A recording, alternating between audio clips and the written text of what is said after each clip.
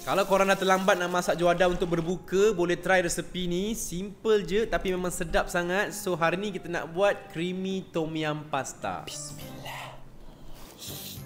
Mula-mula kita tumis 4 ulas bawang putih, setengah biji bawang holland, cili padi, serai dengan udang sikit. Kemudian nak bagi lagi simple, kita nak guna aglio olio seasoning mix ni. Memang mudahkan kerja bila ada seasoning mix ni. Korang boleh tengok dekat beg kuning kat bawah. Masukkan dalam 2 ke 3 sudu macam tu dan boleh kacaukan sekejap. Next boleh masukkan paste tom yum, sos ikan, tomato, daun 5 purut dengan setengah biji cube ayam. Korang kacau-kacaukan lagi dan boleh masukkan cooking cream, air rebusan spaghetti. Lepas tu boleh rasakan dengan garam sebelum masukkan spaghetti yang dah direbus. Kacaukan sekata, kemudian boleh masukkan daun ketumbar sikit dan dah siap creamy tom yum pasta kita hari ni. Kalau nak bagi lagi pedas, boleh taburkan cili flake dan sedia untuk dihidang. Ini kalau buat berbuka memang sedap sebab ada rasa creamy, pedas-pedas sikit. Lepas tu cara nak buat pun senang sangat. So untuk korang yang selalu lambat nak masak untuk berbuka tu, bolehlah cuba resepi ni nanti.